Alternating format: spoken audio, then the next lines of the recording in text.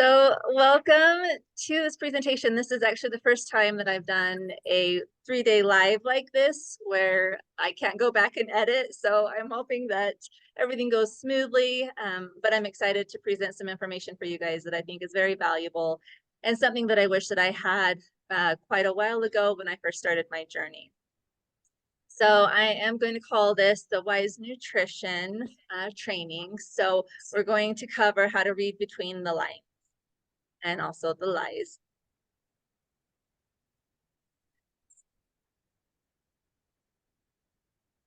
Okay, so today we're going to expose the corruption and the manipulation and the hidden ingredients that are compromising the health of our families.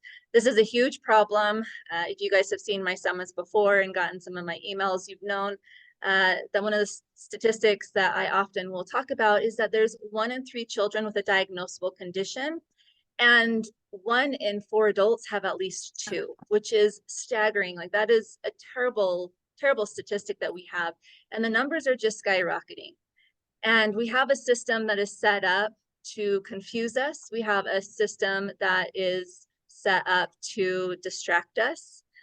We're going to kind of go into this a little bit more, but I want you guys to know that I started actually when I was in junior high. My favorite books were nutrition books, and I thought that I really knew what nutrition was. In high school, I was teaching people how to put together meal plans, and I really believed that I, at that point, was an expert in nutrition, just because of all the books I read. So fast forward to having my first son. He was diagnosed with severe allergies. Like, he was allergic to everything: nuts, trees, grass, even dust. Like, there was so much that he was allergic to that I was trying everything. So, I mean, trying to apply what I knew in the health and wellness industry. My dad's a chiropractor, so I kind of grew up in the holistic nutrition world. Nothing was working. And I took him to a bunch of different specialists, tried everything. And the only answers that I kept getting back was that he needed to be on an oral and an inhaled steroid for the rest of his life, which I knew, the list of side effects would be stunted growth, it would be infertility, gastrointestinal problems. There was a whole long list. So I knew that that wasn't my answer. So I was still trying different things. I would have to have him on a nebulizer at least every couple months, and a pro air, which is like the air inhaler when they are wheezing. Every once in a while, I'd have to give him a steroid. But there was a situation where I couldn't get his wheezing to settle down, and he was having a severe asthma attack. And I took him to the nearby hospital. They gave him an EpiPen shot.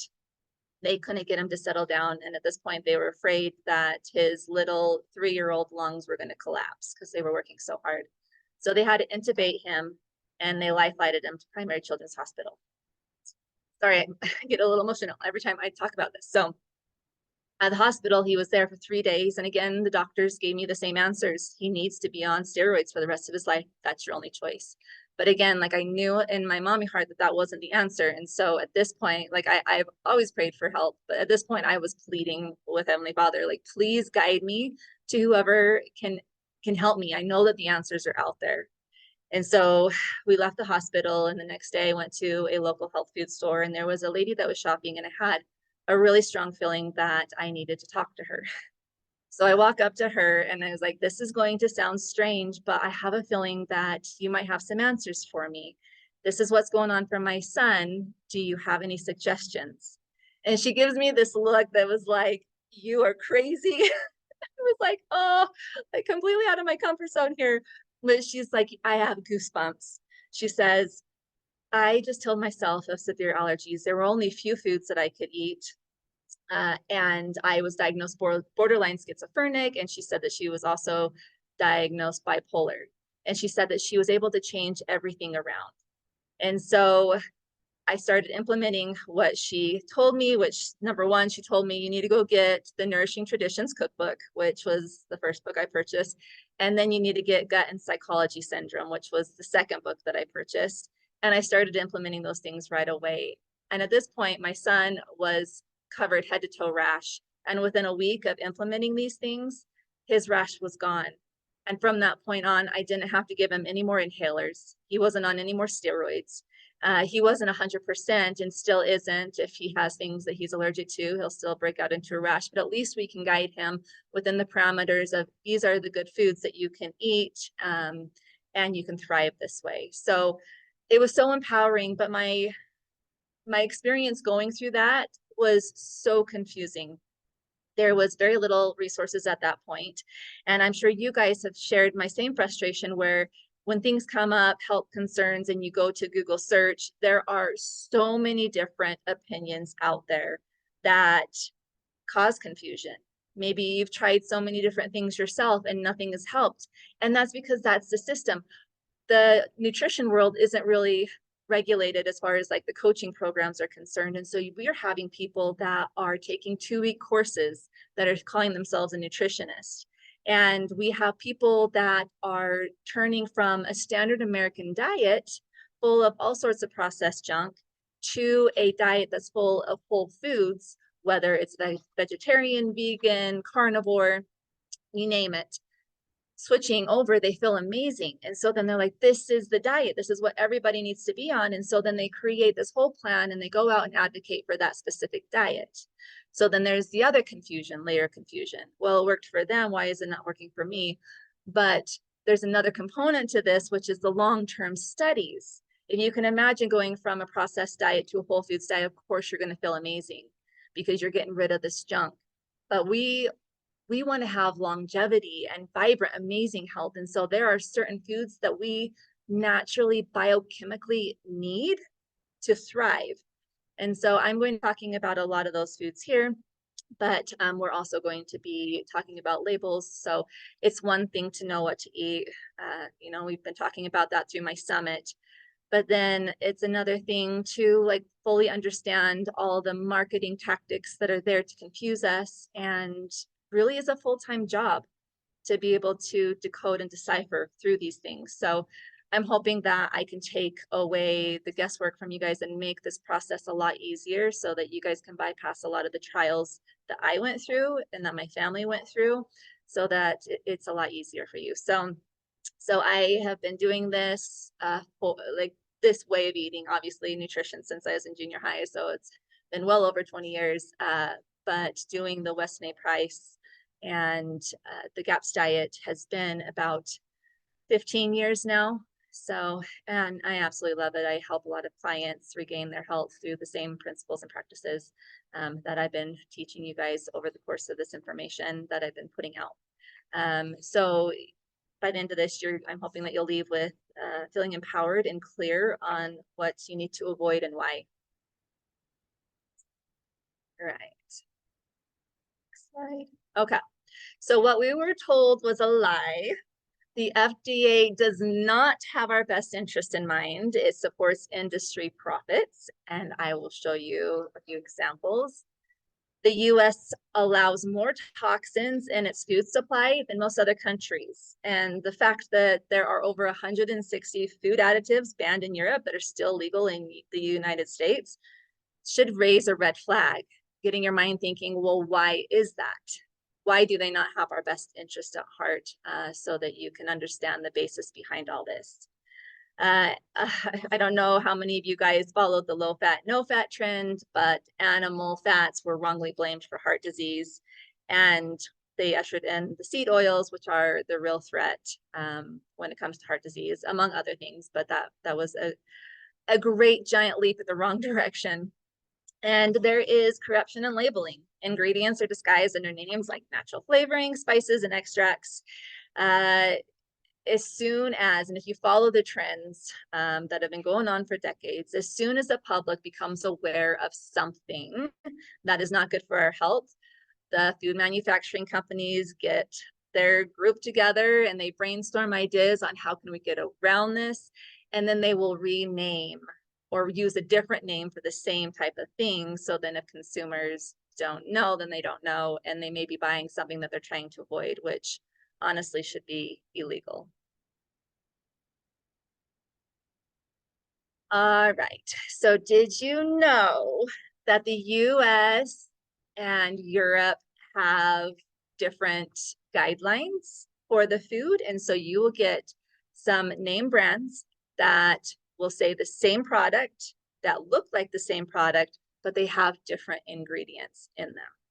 So the food industry is a multi-billion-dollar industry, and they are very much aware and have been for a long time, all the health effects that their food that they're producing are contributing to our population. They know that our statistics of health concerns is in direct relationship and correlation with the foods that they are creating for consumers. And they're not doing much about it. When you have a multi-billion-dollar industry, you know that there's always going to be corruption, and this is definitely one of them. So the FDA, who is our regulation that's supposed to be protecting us, they will allow artificial dyes into our food, genetically modified organisms, which all these things, inflammatory oils and untested additives, these are things that, in exception with the untested additives, things that they know, there's lots of different research papers explaining the harms of these ingredients or processes, and they still allow it in. So Europe bans many of these due to stricter food safety regulations. They want their people to be healthy. And the US versions of popular foods contain dyes, preservatives, sweeteners that are removed from the same products sold in the UK and the EU. Here's an example. So Doritos, I don't know if you guys have followed the Food Babe, but she is an amazing resource for all this information. Major whistleblower, but when she posts things, sometimes they are taken down. So just follow her and consumer content as soon as it comes up. So here's an example with Doritos. So in the US, our Doritos contain red 40, they contain yellow 5, MSG, corn syrup solids, and artificial flavors. In the UK, their Doritos have no artificial dyes, no MSG, and they use real paprika and cheese for coloring and flavor. Imagine that. So we're often unaware of what we're eating when we're consuming things that have been standard in our diet. All right, so US versus Europe, Mountain Dew. Here's another one. So in the United States, our ingredients are carbonated water, high fructose corn syrup, concentrated orange juice, citric acid, sodium benzoate, which is a preservative, caffeine, yellow 5, and brominated vegetable oil. The health concerns of these, yellow 5 is linked to hyperactivity and behavioral issues. I'm sure you guys are aware of like the candies and like the kids' foods and how much food colorings in that. So if yellow 5 is associated to these behavioral problems that we've had skyrocket in our society, this is most likely part of the problem, wouldn't you think? And wouldn't you think that our country would want to do something about it, or our regulators? So then the BVO, which is the brominated vegetable oil, contains bromine, and which is flame retardant and can accumulate in fat tissue and affect thyroid function. And we've seen thyroid issues skyrocket. Bromine is also found in flours too. So find a non-brominated flour. There's another tip there. Sodium benzoate may form benzene, which is a known carcinogen. So there is Mountain Dew. And McDonald's fries.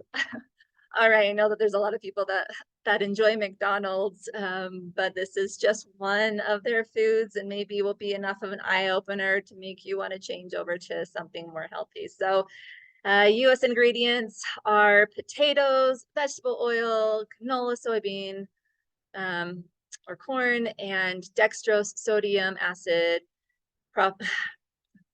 pyrophosphate, sorry, some of these are so big, citric acid, I'm not going to pronounce that, the anti-foaming agent, natural beef flavors. You see how that's in parentheses, so there's nothing natural about it. So it includes hydrolyzed wheat and milk, and the health concerns of the dimethyl phosphoxane is an industrial anti-agent linked to organ system toxicity in animal studies. And then the natural flavoring often hides many things, one of which is the MSG, and MSG can contribute to allergies, among many other things. Looks like my V is up where it shouldn't be. So the next line is vegetable oil, which is high in omega-6, PUFAs, and often oxidized, and it's linked to inflammation and metabolic disorder. So I need to go back to the other slide over here. So the UK ingredients, if you look under the picture on the right-hand side, is potatoes, non-GMO vegetable oils, dextrose, and salt. So we've got 4 ingredients there and several in the United States version. And then, oh, wait, shoot, how do I go back? There we go. Okay, and then Mountain Dew. So I read the United States ingredients over here to the left. The UK ingredients are non-BBO, no artificial dyes, and colored with beta carotene. So a huge difference. All right, so used to be one of our favorite ketchups, right, guys? So the Heinz ketchup ingredients in the United States is tomato concentrate with high fructose corn syrup. I'm sure everybody knows the dangers of high fructose corn syrup at this point. It has distilled vinegar, not so bad, but salt, onion powder, natural flavorings. Again, those natural flavorings can contain MSG, and then the high fructose corn syrup can pose a risk to insulin sensitivity. It can cause obesity and fatty liver disease. So if you look over on the left-hand side underneath the picture, the UK version has tomatoes, sugar that is not high fructose, no, not high fructose corn syrup, vinegar, spices, and no artificial flavoring. Oh, hey guys, I'm sorry I didn't change the picture of this one. It was supposed to be a picture. Imagine instead of the French fries, a picture of Gatorade, an orange bottle. So in the United States, we have water, sugar, dextrose, citric acid, natural flavors again, yellow 6 again, and monopotassium phosphate. So the health concerns there with the yellow 6, again, I mean, the behavioral problems, in addition to adrenal tumors that were found in animal studies and allergic reactions. So allergies have increased significantly, and this could be part of the culprit as well. So there's an excess of sugar, which can contribute to insulin resistance, obesity, and poor athletic recovery, which doesn't make sense because Gatorade is supposed to be there for athletic recovery. So here's another marketing tactic meant to confuse the consumer into buying something that really has no business promoting what they're promoting. So this should not be allowed in the athletic recovery nutrition plan at all. Okay, so the truth about fats. We're going to dive into this a little bit because this is really important to know. I'm sure a lot of you guys kind of understand this already, but the demonization of fat was not rooted in sound science. I don't know if you guys know about Ansel Keys, but he's the guy that ushered in the low fat, no fat trend that started several decades ago. So he was a very selfish individual. He was very good at the art of persuasion and was able to persuade a lot of people high up. Now, he wined and dined a lot of these people. I mean, there's reports of him taking them on extravagant trips. And I mean, he was really milking it for all he could so that he could get up there in stature. Eventually, he was able to convince a lot of people that, again, didn't know how to go back and read through the research that he was producing to be able to identify the false statements and false data within it. And so he was able to usher in the idea that fat and cholesterol were the cause of heart disease. And therefore, his theory was we need to remove them. And we need to usher in something that's going to help lower the amount of heart disease. So at this point, when the USDA came in and we changed the food pyramid to reflect the fat being small part on the pyramid with the sweets, that at that point, he was so influential that any person that came up, any scientist that came up and challenged his theories, he would actually put them out of business. He did some pretty awful things. And so for a very long time, people knew if I challenged the information that Ansel Keys is producing, then I may be destroyed professionally. So unfortunately, that happened for way too long. And then enough research studies started populating where we were actually able to overcome this. Plus the fact that heart disease ended up skyrocketing even more was another indication that what he was doing or his science wasn't based off of sound science.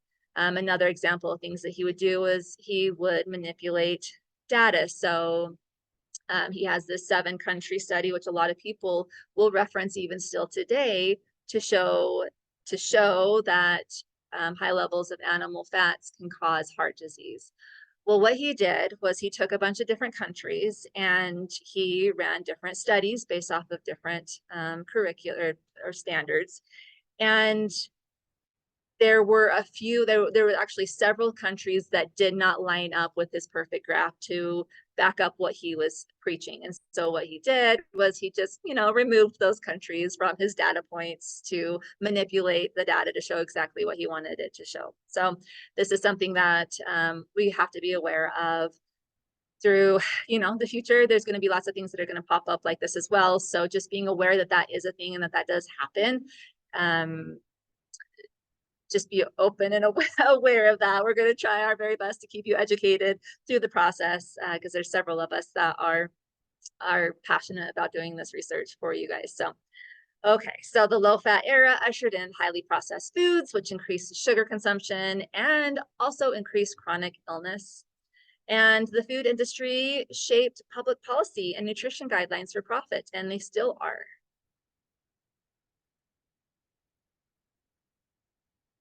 Okay, so vegetable oils is what was ushered in to replace the animal fats.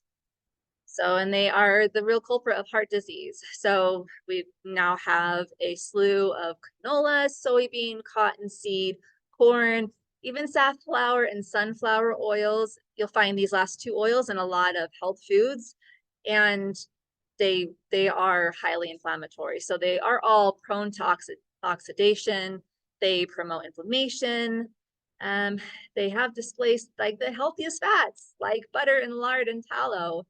And they are lacking vital nutrients like fat-soluble vitamins and arachidonic acid. So arachidonic acid is it produces a feel-good hormone in our bodies. And so, there's a lot of addictions in our world today where people are trying to feel good because the bottom line is most people in our society don't feel good because we're lacking the things that create vital health for us. And so arachidonic acid is one of those. When we eat animal fats, which I know is kind of hard to consume because we've gotten away from it, it's something that's foreign, but very, very important. It elevates our mood. It gives us almost like a euphoric feeling, which is what our natural state should be. We should naturally feel amazing. And those things are what came out with this movement. And like I said, it's significantly linked to heart disease. All right, let's see. So something that you need to know about vegetable oils and its relationship with heart disease is they are in the category of PUFAs, which is polyunsaturated fatty acids. And that's omega-6 oil, which we need some omega-6 oils from natural things. There's nothing natural about vegetable oils. They have quite a process to get them from factory junk that is like black and gray and grimy and yucky to purify it enough that it can look palatable and actually be used. So like I said, there's nothing natural about it. So the natural vitamins or omega-6s we need, but we need a lot more omega-3s. So when we consume vegetable oils and these PUFAs, they are prone to oxidation, which creates free radical damage within us. And so we've got these arteries that are really, really thin. There's not a whole lot of thickness of protection within our arteries. And what happens is these free radicals are kind of like, I don't know, rabid dogs that are going crazy. They have no rhyme or reason. They just destroy everything in their path. And as a result, they will oftentimes put holes in the lining of our artery. Now, when there's a hole in the lining of our artery, what happens?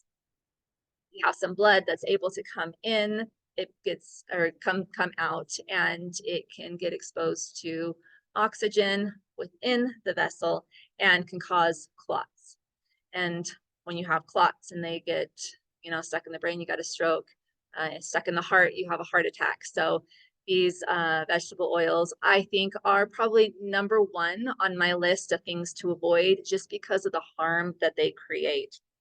Another thing to mention is that they cause metabolic dysfunction, and when you heat them, they also cause other reactions. So they can create cell damage, so damage to our DNA and our RNA, and we've seen a lot of DNA mutations that are causing different health problems today that we want to get away from. So there's kind of an overview of it right there. If you guys want a fantastic book that talks about heart disease, there is a book written by Dr. Natasha Campbell McBride. It's called Put Your Heart in Your Mouth. It is the natural treatment for atherosclerosis, angina, heart attack, high blood pressure, stroke, arrhythmia, and peripheral vascular disease. So a fantastic resource. If you don't know much about Dr. Natasha Campbell McBride, she was on my last 2 summits, and for good reason, because she is a brilliant mind around everything health. So I don't think that there's anything that she has not been able to help people with the different programs that she's created. So definitely a fantastic resource. Okay, so the consequences of fat fear. Well, now we have fat that's been replaced with a ton of sugar and starches.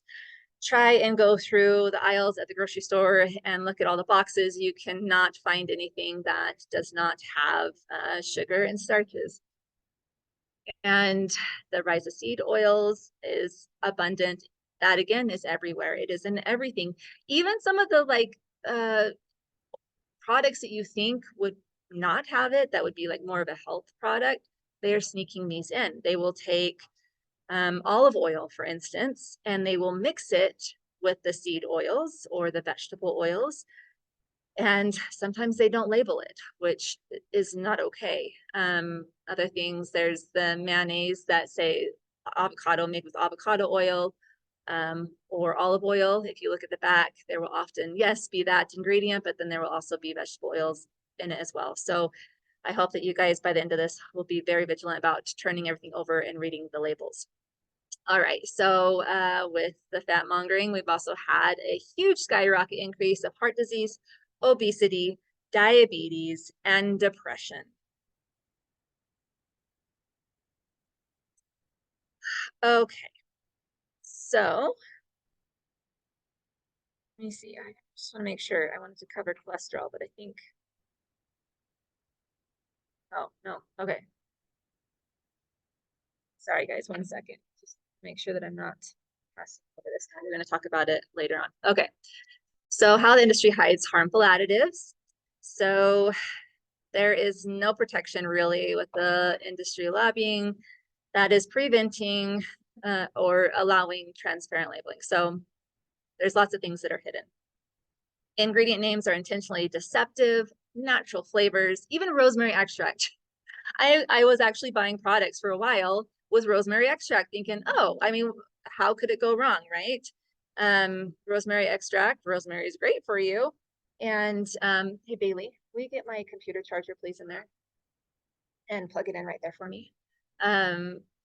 So this was the scheme that I did get caught in. And then I was listening to a presentation where they mentioned rosemary extract as being something that they're hiding ingredients, harmful ingredients under, as well as yeast extracts and more. So food label terms like natural or fortified do not mean safe or nutritious.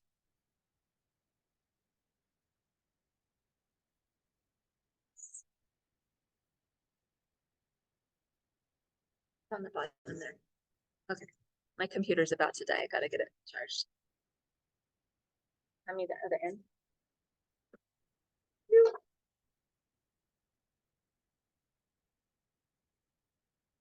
Okay.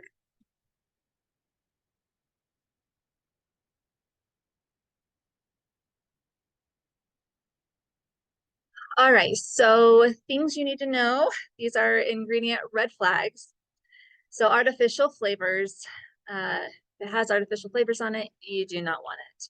So they are synthetic chemical blends mimicking natural taste, and they often hide MSG, solvents, and emulsifiers. So solvents help break things down and extract, but um, they are highly toxic to give it. I mean, I'm not doing it justice by saying they're toxic. So carrageenan is another one that we have found in our food supply in health food items.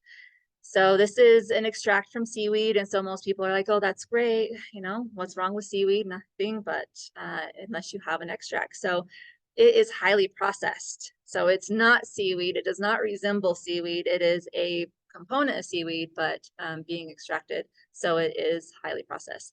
It's used as a stabilizer in nut milks, creamers, deli meats. It's even in toothpaste. So like the natural, healthier toothpaste, you're going to find it there too in most of them. It's linked to gut inflammation, colitis-like symptoms, and is a possible carcinogenic. So there's more research that needs to be done on that, but from what we know about it right now, it's not good. MSG is another one, so monosodium glutamate, which people learned all the harmful effects of MSG and wanted to avoid it. And so that was when the industry got together and said, how can we hide this? And so yeah, artificial flavorings, the yeast, all these different things are hiding it in. So it's an excitotoxin and it overstimulates neurons. It's hidden as hydrolyzed protein, as yeast extract, autolyzed yeast, glutamic acid, and it's linked to headaches, obesity, neurotoxicity, and behavioral issues.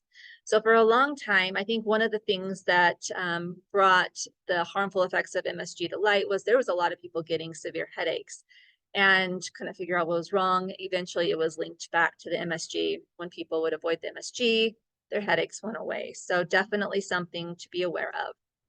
And then we've got the food dyes, which are synthetic. They are petroleum-derived chemicals.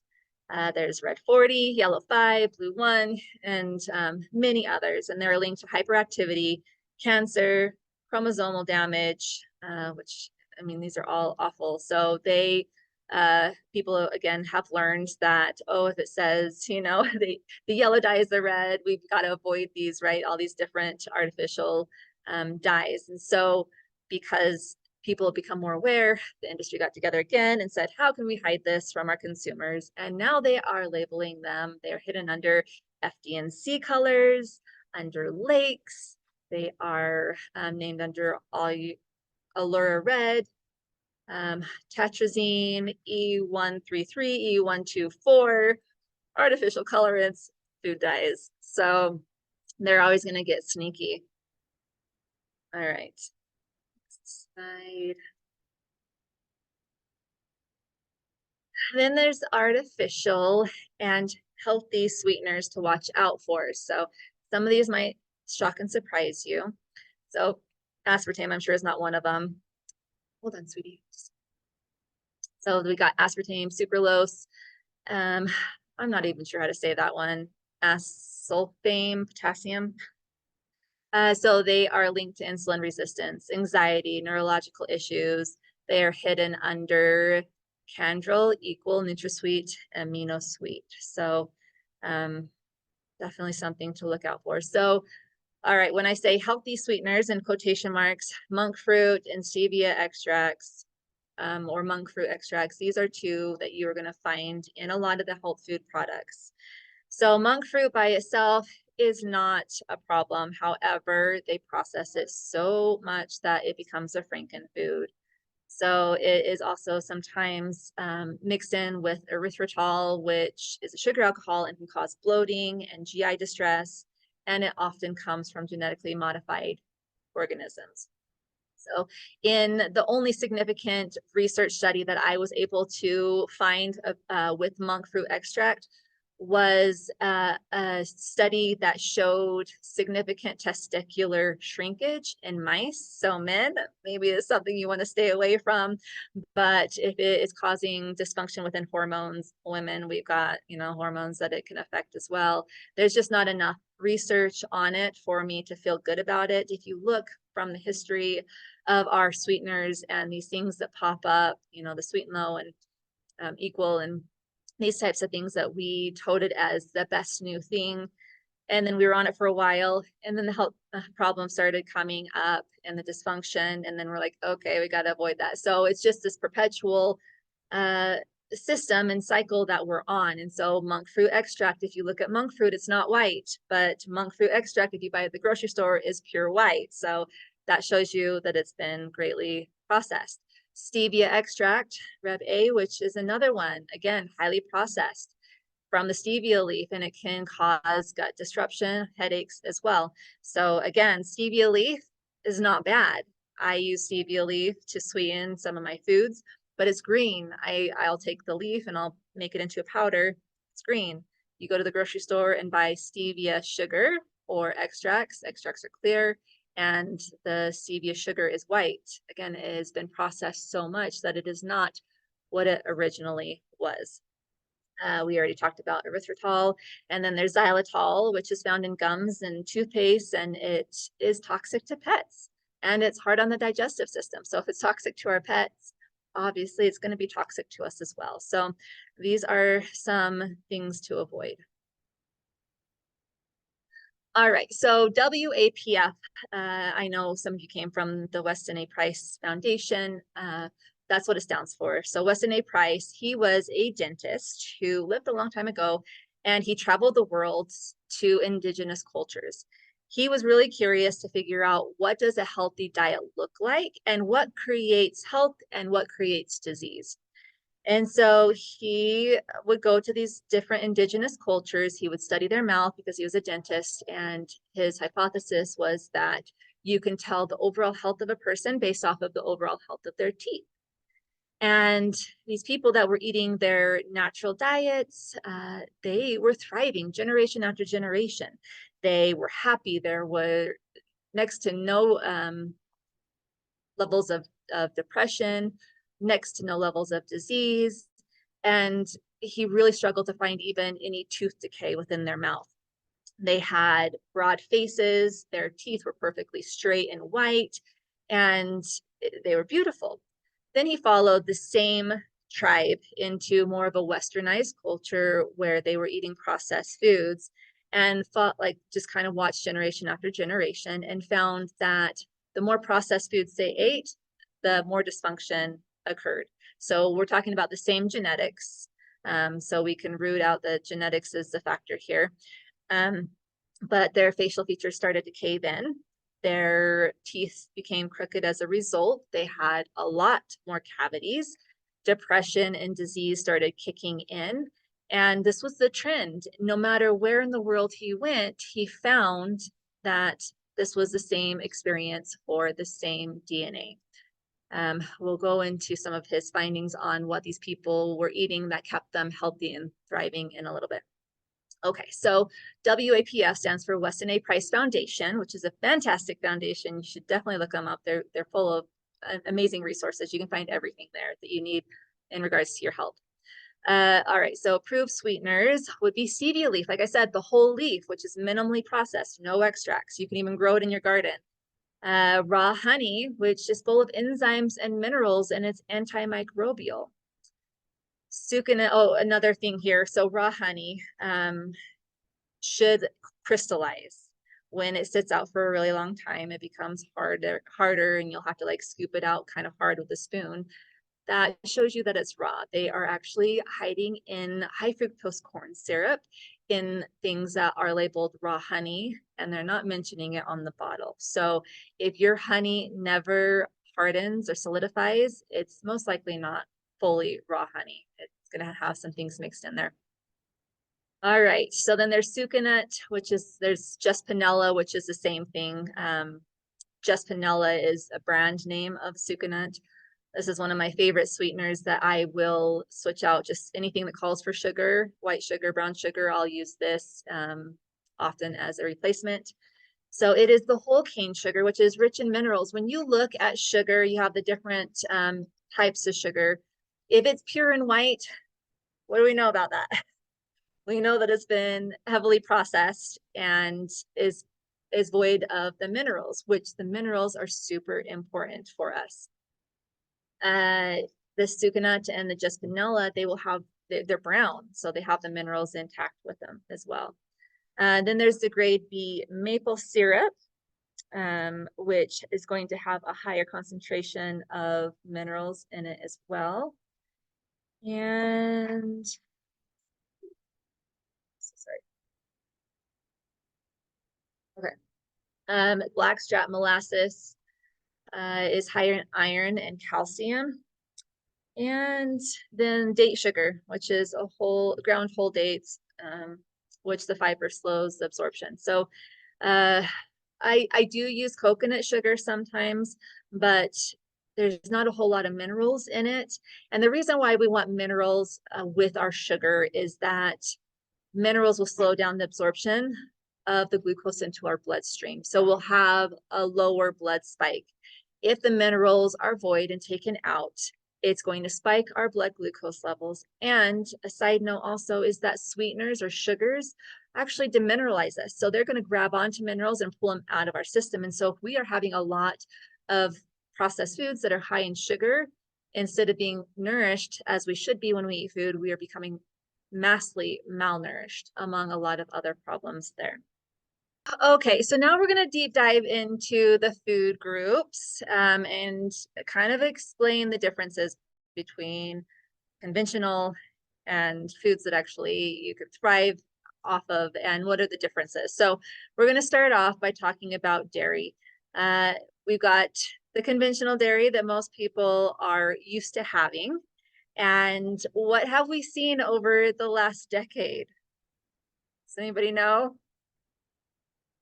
When it comes to dairy, we've seen a huge increase in lactose intolerance. So much so that now we have whole brands that are lactose free. We have allergies to milk as well. So much so that now we have a lot of different nuts and seed milks on the shelves. So because this food, the way that they were creating it, they took something that was beautiful and pure and really good for our health, and they destroyed it. So we've got cows that are living in confinement. They are stressed, they are sick, they are just not very happy, thriving animals.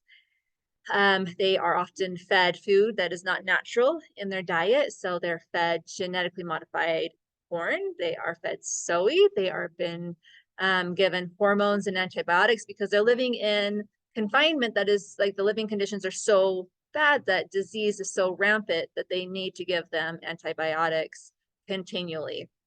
And so we also have growth hormones that are given to these animals so that they get fatter or produce more milk, and things that you wouldn't normally find in nature. And then they're like, okay, if we produce this milk, people are getting sick from this milk because the animals are sick because of this milk, or not because of this milk, but because they're sick, they're producing sick milk. So then they have this fantastic idea. Why don't we boil the milk and we will kill off all the bacteria that's in the milk, which is the form of pasteurization, and we will make it so that people don't get sick off of our awful milk. So they're like, yeah, that's a great idea. Let's do that. Totally, let's do that. And then somebody was like, I've got another idea. I really don't like having to, shake my milk a few times to mix in the fat with the rest of the milk. Let's put it through a process called homogenation, where we can make the fat molecules so small that they stay mixed, so we don't have to shake it. Then everybody equally gets the same amount of fat within the milk. And so they were like, oh yeah, fantastic idea. So there we go. And then the end product that we are left with is a product that is devoid of living anything. It is full of pus because you have sick cows that are being, milked so often that they're causing infections and they're not healthy, so infections are rampant. And their inflammatory markers are so high, and those are found in the milk too. So milk is highly inflammatory when you have the conventional, and there's little nutritional value in it. So they're not eating these natural foods that put the nutrients into the milk that we were at one point used to having, that made it a really good nutrient dense food source for us. And it's just sad. So a long time ago, I can't remember exactly how long ago, but all the milk was raw. That was just what everybody drank. And because, factory got involved and they started, putting these cows together in factories and they were getting sick producing this milk, um, they decided that they were going to make the sale of raw milk illegal, because there were some companies that were not producing milk in sanitary situations. And so when people were drinking their milk, they were getting sick. And so the FDA came in and regulated it and said, nobody's allowed to sell raw milk anymore. It has to be pasteurized so that you kill off any harmful bacteria.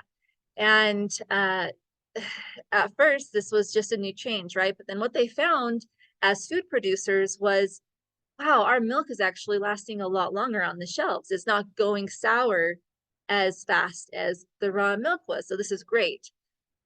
Fast forward to just recently, they discovered that if they ultra pasteurize, which is another process of not only pasteurizing it, but increasing the height and the pressure so much that it kills absolutely everything. So pasteurization kills a lot, but there's still a few things that are left as far as bacteria is concerned. But ultra pasteurization kills off everything. In fact, I don't know if any of you guys have tried to make probiotic rich foods with ultra pasteurized milk. Oftentimes it doesn't work because not even the good bacteria feel like it's a hospitable environment for them. So the CDC came out and they made the raw milk illegal, but they're still toting it. So it wasn't until it's been within the last decade, I think it's been like the last 5 years, when people started being able to sell raw milk. And there's still 2 states that cannot sell it. So that's Rhode Island and Louisiana. But it was such a fight. It was such a fight. There were a lot of us. I was getting raw milk long before it became legal from doing a cow share. So the part of the cow that I owned was the milk. And so we had to sign waivers, but we could get around it that way. But the CDC doesn't want it to be easy for people to access raw milk. So even though it is legal in all but 2 states, they cannot sell it in the regular chain grocery stores, which would be so convenient for all of us, obviously. And the reason is, and I guess this is speculation, I'm just trying to piece everything together, but if you go online right now and you Google raw milk, you're going to get a bunch of warnings. People telling you to stay away from it, to avoid it. I'm sure a lot of you guys have consumed raw milk. I have been feeding my family raw milk for the last 18 years, and we thrive on it. But if the legalization of raw milk was able to transfer into the regular traditional grocery stores, then the milk doesn't last as long. And the manufacturing companies of milk that are mass producing it, it's going to completely change their financial structure and the way they have to do things, because the shelf life isn't going to be that long. The ultra pasteurized, if you look at the expiration on it, is months. Like it will last for months because nothing wants to grow in it. So there are, if you go and you do your research with the CDC, so they will come up saying, stay away from raw milk. It's contaminated, or not contaminated, but it can cause severe reactions. But they do not recognize that there has been any cases of anybody dying from the consumption of raw milk. However, they do have record of several people dying from the conventional milk. So the fact that they're saying stay away from raw milk when nobody's died, but you should consume this factory pasteurized homogenized milk that several people have died from. It just doesn't make sense. And so these are examples as you do your research going forward, where you're reading things and they're just not lining up and making sense. You know the industry is involved. So if you look over here to the right of the slides, the raw milk for pastured cows eating a natural diet, their milk is full of enzymes, and these the enzymes are lactase. They are full of probiotics and nutrients, and raw milk can be digested by many with lactose intolerance. So I've actually tried this, and there are people in my life that are lactose intolerant. My husband, my kids, they are Native American. Well, my kids are half. My husband's full-blooded Native American, but traditionally they are lactose intolerant. But when they have the raw milk, their digestive systems love it. They do really well on it. So I have a real life situation right there where I'm like, yes, I've read it in books that it does work, and I've also seen it in real life. So this is kind of a fun fact, but historically, the Mayo Clinic used to prescribe raw milk diets when they first started. So that was in the 1900s. So everybody that came in wanting to heal, they were put on this raw milk diet. And that was before it became illegal. Obviously, they had to change the way they were doing things once it became illegal to buy raw milk. And then another fun fact is in World War I, blood transfusions were done using raw milk. So there wasn't enough blood supply, and so they had to turn to an alternative. And raw milk was very compatible. It was just missing the blood plasma, which gave it the red color. I'm sure there's a few other things that is missing for sure. Actually, I know that there were, but it was compatible, which is pretty cool. All right, but I did put the safety note in here to buy only raw milk from producers who test every batch. So there is a website called realmilk.com where you can, sorry about that sound, you guys, I don't know what that was. Okay, so realmilk.com, you can type in your state and be able to find any raw milk producers in your area. I'm pretty sure that the majority of everybody on there is following really good, clean, sanitary practices. But if you go to the farm and it does not seem sanitary and the animals just do not seem happy, I probably would avoid their milk. So I live in Utah, and the raw milk that I love is from Redmond Farms. Utah Natural Meats, Milk Barn Creamery is another one.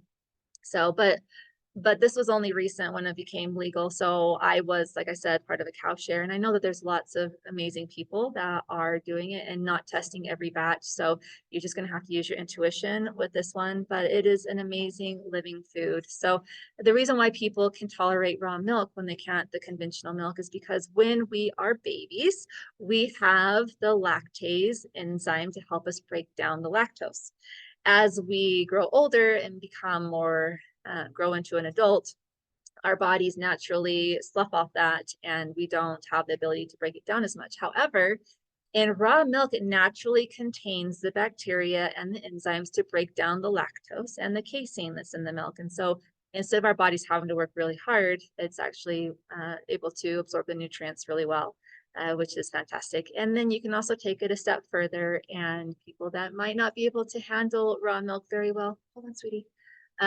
You can oftentimes handle when it's been fermented further. So make it into a yogurt, you can make it into a milk kefir, and then that puts more probiotics and bacteria in it that will help further break down the lactose and casein. And so now you've got a very probiotic rich form of dairy that your body can just enjoy. Okay. All right, so then moving on to grains. Did you know that a lot of people when they go from the United States over to Europe, they can actually consume foods like pastries, pancakes, breads, these things made with grains, where here in the United States, it causes all sorts of digestive upsets. And the reason, again, is because Europe has lots of different regulations that keep their food more pure than we do here in the United States. So our modern grains are often genetically modified. It's extremely hard to find a corn that has not been genetically modified.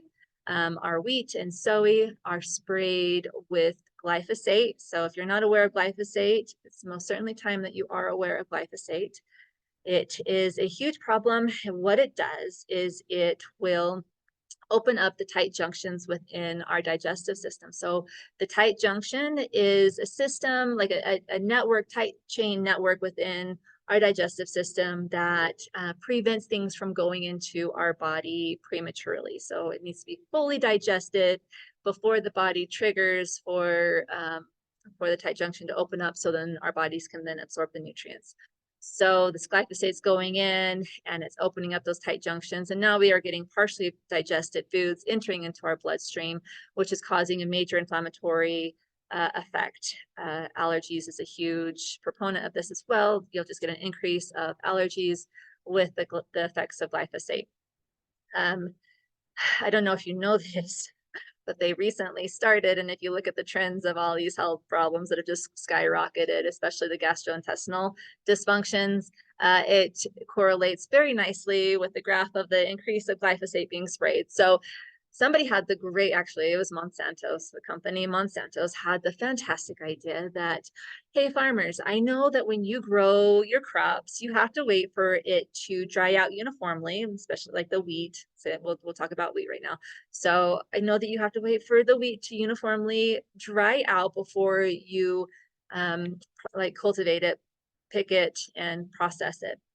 The reason being is that when you have green stalks, they can mold and then they can contaminate products. So they want it to be completely dried out before they produce it. So Monsanto's like, hey, why don't we spray it when it's basically ready? We'll spray it with glyphosate, which will kill it at the same time. So then it will dry out at the same time, and then we can pick it and put it into products a lot faster and then regrow the next crop, which obviously was a lucrative change and shift in the industry. So farmers got on board. They're like, this sounds like a fantastic idea. So they started spraying this on all sorts of different crops to create this effect. And now it's in everything. I mean, if you look at the, what wheat's in, even things that you wouldn't think had wheat, have wheat. So we are getting this glyphosate. Now, we can try and avoid glyphosate the best we can, but it is in our rainwater. There have been over 600 billion gallons, 60 billion, I think it's 6 billion. I'm pretty sure it's 6 billion gallons that have been sprayed. And so we just can't avoid it. So we do definitely have to be proactive in making sure that we have good probiotic rich foods in our diet that can help negate this process. But obviously buying things that are organic and not sprayed is a really great step to take. So glyphosate also acts as an antibiotic, killing gut flora. So more probiotics we put in, the better off we'll be. Their heirloom grains like einkorn and spelt are more digestible. So I have a PDF. Some of you got it. I will make sure to send it out. Some of you might get it twice. And it's going to list out all the different heirloom grains that you can have. So these ones are natural. They have not been genetically modified. And if you get them organic, then they have not been sprayed as well. So another little note about corn that's also important to understand is that it has been genetically modified so that the idea and what happens is we got bugs that will go in and try and eat the corn, and then they'll live there, they will reproduce, and then it can infiltrate the crop. And so they thought it was a good idea to genetically modify it so that if a bug comes and eats any of the product, their stomach will burst open and they will die, so then they cannot reproduce. And they thought, well, this is great because bugs don't have the same system as we do, and so it's not going to affect us. However, we have a lot of microbes in our system, our microbiome, that do, and they are getting destroyed through the process. And there's been countless studies too coming out explaining all of this. So this manufacturing company, the big chain food companies, they do know this, they're aware of it, and they're not doing much about it. So some of the things that we can do to consume grains and be able to thrive would be to soak, sprout, and ferment them, which neutralizes the phytic acid and anti-nutrients. So we got different layers of why people are becoming more sensitive to grains, especially gluten at this point in our life. So we've got the offenses that I just talked about with the glyphosate, with the genetic modification, But then on top of that, our ancestors used to properly prepare them. So they've got a phytic acid barrier on them that holds in the nutrients so that they can sit on our shelves for a very long time, which is fantastic. However, if we do not neutralize that phytic acid or the majority of it, then when we consume it, instead of nourishing our bodies, it is actually pulling nutrients out of our bodies. So that's what the phytic acid does, is it binds to nutrients and it pulls it out of our system.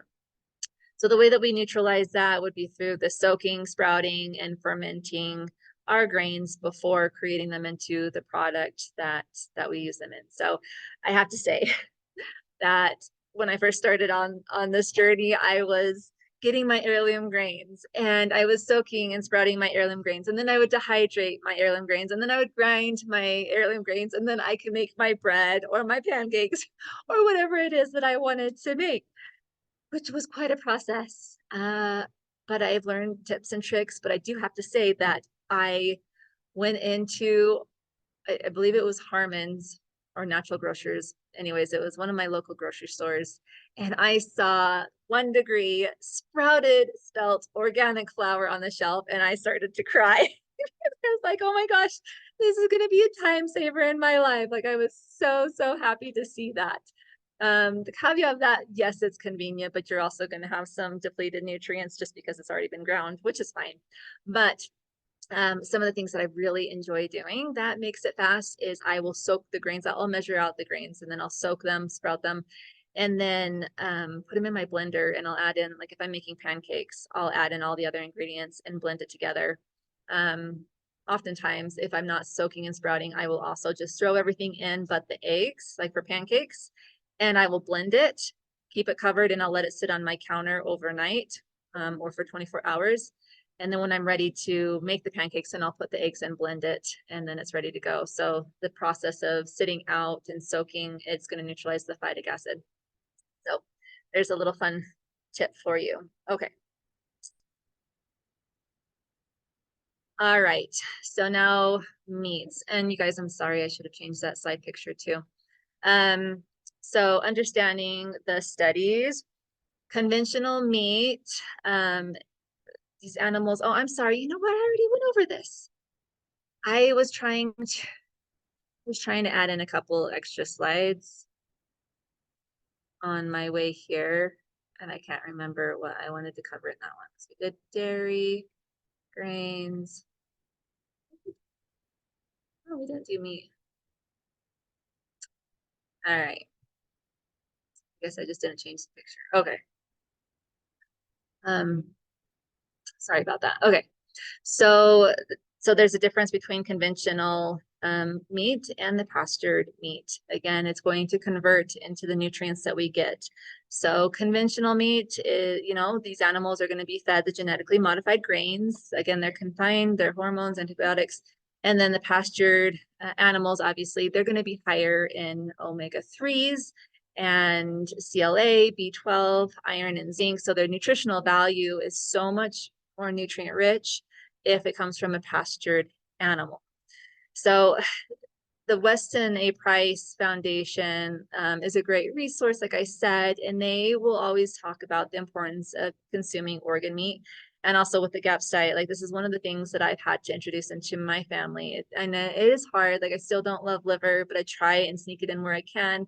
I do love heart, and it's probably heart and tongue are the two organ meats that I can get in, or I know tongue's not an organ, but the more you can introduce into your diet, they're going to have the biggest bang for your buck as far as nutritional density, and just something great to add.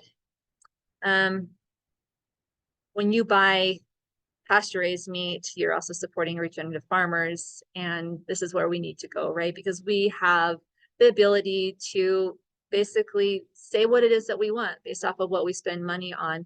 And I know that these regenerative farmers, they could really use our support too, because they're working hard to produce these foods that are really good. This is, the types of foods that we need to be consuming. And so if we can go out of our way, I know it's not as convenient as going to the grocery store and buying what's on the shelf, but it does make a huge impact and a huge difference.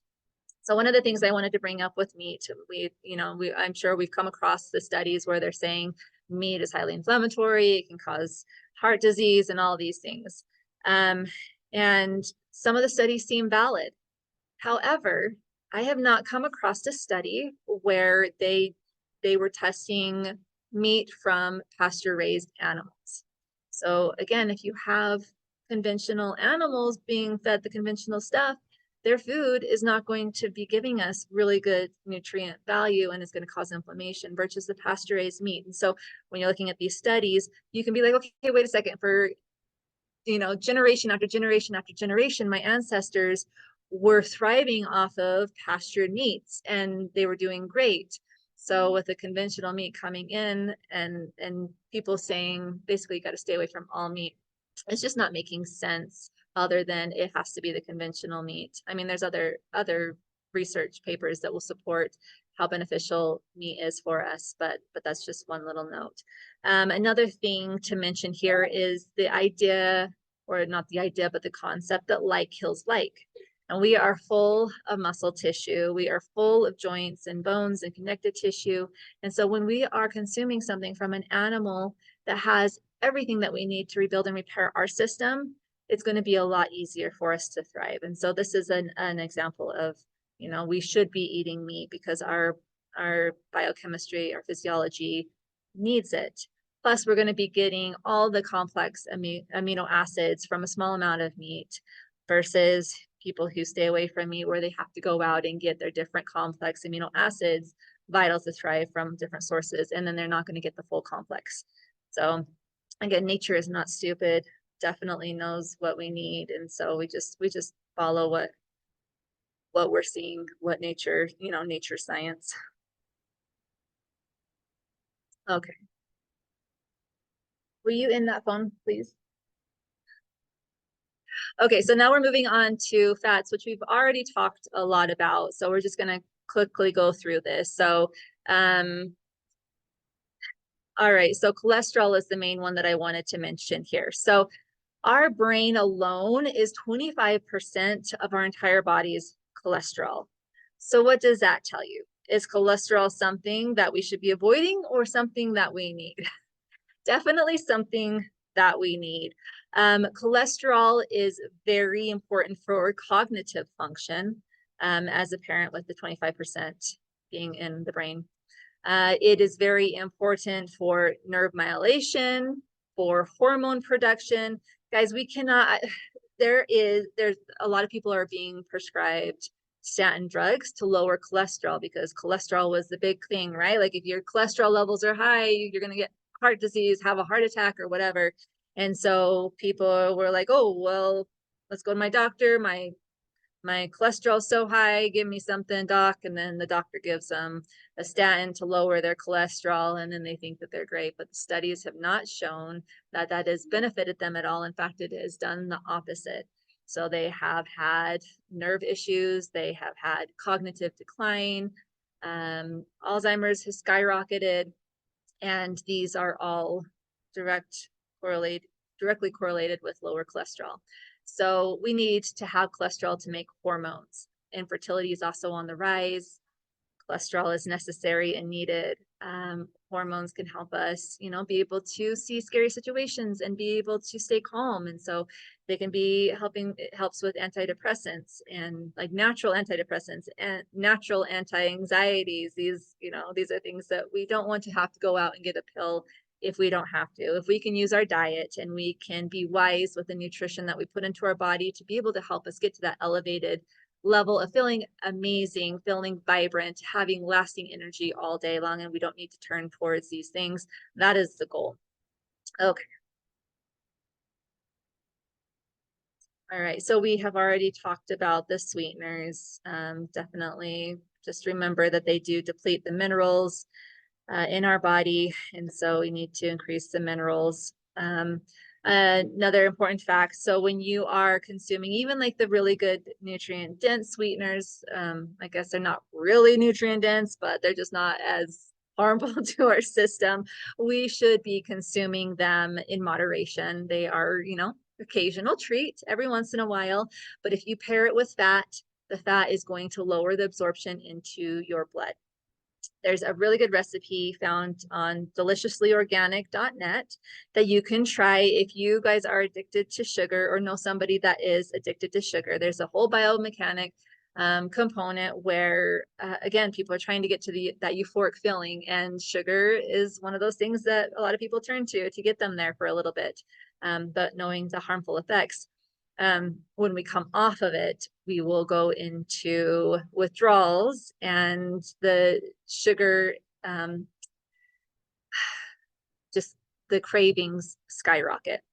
So there's two parts to this. Number one is we are not responsible for our cravings, our microbiome is. And so if we have a dysfunctional gut microbiome that is full of adverse bacteria, what do they crave? They crave the sugars, they crave the processed foods, and these are things that they are going to constantly be like, hey, I want more of this, feed me. And so when you try and remove that food supply from them, their tendency is to get louder and louder and louder and make those cravings stronger and stronger and stronger until you give in and feed them. And so when I work with my clients, I like to tell them, hey, this is a competition. Who's going to outlive who? Like, are you going to be able to outlive your sugar cravings and kill off the bacteria, or are your bacteria going to win and cause you to give in to the sugar craving? So the longer you go without sugar, the less of a craving you'll have. And then you'll get to the point where it actually doesn't taste good. I remember when I first had done this, I had gone it took me 2 months before the cravings went completely away, which is kind of a lot longer than I was anticipating. It wasn't as bad. Like, it got increasingly better and better, but about 2 months before it completely went away. And then I'm kind of embarrassed to admit this, but I was going through an emotional time, and one of my go-tos was chocolate. And so I was like, I just want to self-medicate right now. And so I had gotten just the regular Hershey's bar at the grocery store and took one bite of it, and it did not taste good. It tasted like wax, like the euphoric feeling that it used to give me. It was no longer the case, and it was awful. It was so terrible. And I remember thinking, oh my gosh, I ruined my taste buds, but no, I didn't. I enhanced them. What was the other thing I was going to say?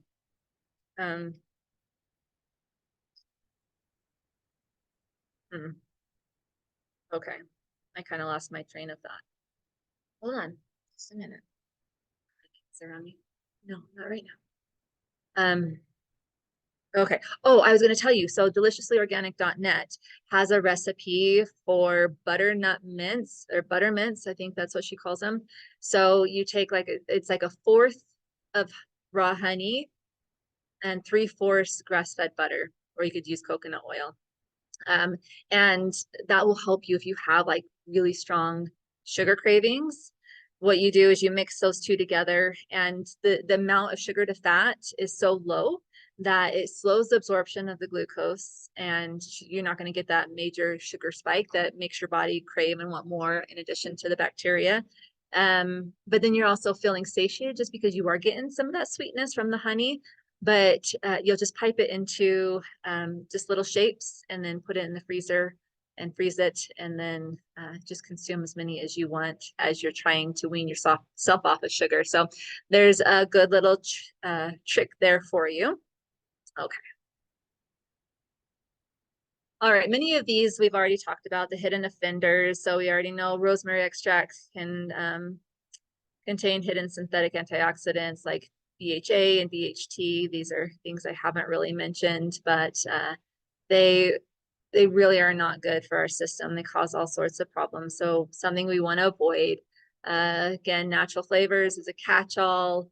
The yeast extract as well. Hydrolyzed anything. If there's an ingredient that says hydrolyzed, then it's another name for MSG. So avoid that.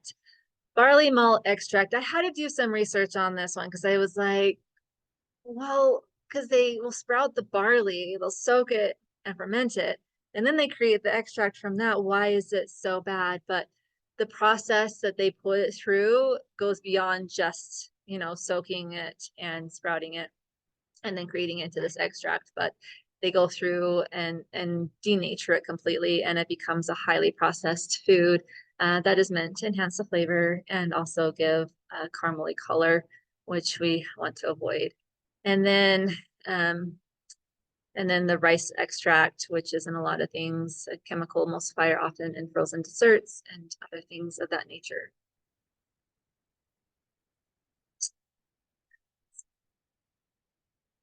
Okay, so there's a bunch of information, and now is the hard part, right? To be able to go to look at your favorite foods that you constantly buy and turn around the box and read the ingredients and see if there are any of these sneaky hidden ingredients in the labels. So this is kind of where we go into our pantry and we purge and we just get rid of everything. Tomorrow we're going to go into the grocery store and pick off brand names and turn them over. So I'm going to show you some brands that are really good, clean, pure brands that I enjoy getting. We're going to look at some of the sneaky tactics that food companies have gotten. I remember sending my husband to the store once and asked him to get, I can't remember what the food item was. And obviously he knows that I want it to be organic, but he brings it home and I was like, this is not organic. He's like, yes, it is. He says, see right here. And he's like, oh, it says original. So original kind of looks like organic. So these little tricks that they put on there to confuse the consumer, it's just ridiculous. So learn to read the labels and ignore the front of the box. There's going to be lots of claims. Like if there's something that's fortified, that is not good. They are using synthetic vitamins and minerals that our body does not know what to do anything with. So people sometimes say that you shouldn't take vitamins and minerals because it just makes expensive urine. And that is the case when it's fortified, like when it's synthetic vitamins and minerals, or waste products of the vitamins and minerals, which is often the case that they'll box those up and sell it as vitamin C or, whatever, knowing full well that the body can't absorb it. So the best vitamins and minerals we can get are from whole food sources. So don't pay attention to those little claims that they'll have on the front of the box. My grandma, so she's at the point now where she's like, you know what, I've lived my life. I'm ready to go any day. I'm just going to eat what I enjoy. But she was having a conversation with my mom once, and my mom was like, you really need to change what you're eating for breakfast. You need to eat more nutrient dense foods. And she's like, my Special K has plenty of vitamins and minerals. And she turns it over to show my mom. And she's like, look at all these vitamins and minerals that I get every morning. We just had to laugh, just marketing tactics that have left people misinformed for so long. It's a crime. Okay. Another thing that can help you identify what foods you should be avoiding when you turn it over is if there's a really long ingredient list and you don't know what in the world the names of some of those ingredients are, is something that you should avoid 100%. And then you can use resources like the Weston A Price Foundation. Like I said, if you become a member, I can't remember how much the memberships are, but they're very low entry point, but you'll get each year that you sign up, you'll get a grocery shopping guide that will list out the names of all the different foods and then the brand names under that. And then they have it categorized in like good, better, best, which is fantastic and a wonderful resource. And then I mentioned realmilk.com. You can go there and find your local raw milk producer. And then there is an app that you can use. It's the Yucca app, and the EWG food score, which the EWG does the Clean 15 and Dirty Dozen every year. So if you're not familiar with that, the Clean 15 are foods that you don't necessarily have to buy organic, because when they dissect it, basically there's not as much of a toxic load from the sprays that are on it. It just doesn't absorb as much. But the Dirty Dozen are ones that absorb a lot of the chemicals that are sprayed on them, and so they are infiltrated with that. The Yucca app is really great. So you'll just turn at the grocery store, turn boxes over and scan the label, and it will tell you like what ingredients there are linked to health problems. So I don't agree with everything that they promote within the app, but that tool, if you're using it just for that, is fantastic. So definitely try it out. Okay. So now you get to put what you learned to use. We have the Grocery Confidence Challenge. So your homework is to check at least 5 food items in your pantry and use your newfound knowledge to decode them and be able to identify, is there anything that is harmful within this? And if so, what is it? Your other challenge is to look up westonprice.org. And then you can go through and see all the different resources that they have there that are free. If you don't sign up for a member, there's still so much that you can get a value from them. And then the bonus is to find a store-bought food that meets Weston A Price Foundation principles, which all these things that I've taught you today follow their principles, and then you can share it in tomorrow's session. I am going to open up the floor for questions. So if you have any questions, please raise your hand. I'm going to see. How do you know when it's synthetic? When it says fortified, Jacqueline, I'm just reading through the notes here. So if it says fortified, or if it just is listed a bunch of different vitamins and minerals, it's most likely going to be synthetic. So if it's coming from a whole food source, then you know that it's pure. And that's just the best way. The majority of foods on the market are not going to have anything other than synthetic vitamins and minerals in it. Okay. Okay, I don't know how to say your name. Is it Colic? Oh, It's hi. C-O. It's Hi. Colleen C. Yeah, that was abbreviation. Hi. Hi. Well, My question is, how do you make this stevia leaf into a powder? A friend of mine tried to do it and couldn't figure it out. how to make what into a powder? The stevia leaf? Oh, oh yeah, I just put it in my blender and blend it. Oh, okay. Yeah. So I don't know if you guys have a natural grocers, but a lot of health food stores will have it in the bin section. Just like in a little plastic pouch, just stevia leaf. It just looks like an herb. And then I'll just put that into my blender. So it's very sweet and you only need a little bit, but it's not going to be like a one-to-one replacement for regular Oh, white sugar because it has a little bit of a bitter flavoring. But this is also important to know about the bitter flavoring, which we have gotten away from, but it stimulates digestion. So the more you okay. have things that are bitter, the more you'll start to like it and crave it because, like, again, our microbiome is what is responsible for our cravings. And so if Mhm. we are creating a microbiome full of beneficial bacteria, they're going to crave these things that are good for us. And that's one of them. So bitter tastes are one of them. Okay. Yeah, I use stevia now in powder form, so Yeah. not as healthy. Yeah. Yeah. Unfortunately, it's everywhere. Okay. So, going back to the questions here. Okay. So I missed the first 45 minutes. Michael, how do we do? It's already done. Turn on. Okay, so I mean, our bodies, Michael, to answer your question, are resilient. We rebuild and repair every day. Like every day, we have new skin cells. It's every 7 years we have a new organ that's created. So our body is amazing at regenerating. So when we put in the correct raw materials, if we have a lot of healing to do, it can be quite a process, but we'll get there. So the best thing we can do is just avoid the processed foods. If you can get the organ meats into your diet at least once a week, that's huge. Like that is probably like equivalent to a miracle pill. So definitely something to introduce. I don't know. I think in the last summit we had mentioned this, but just in case for those that don't know, some of the tricks that you can do to get liver into you is freeze it.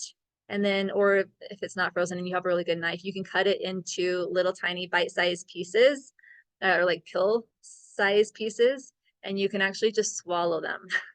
So put them in your freezer so they're frozen and just put it in the back of your throat and swallow it. Make sure it's obviously small enough that it won't choke you. But there's that, or I will puree it into a pate and then I'll freeze it in like little tiny, like dollop size pieces, put on a parchment paper, freeze it. And then when I'm making sauces, I'll add a couple of those, and then it's hardly detectable. You can't hardly taste it.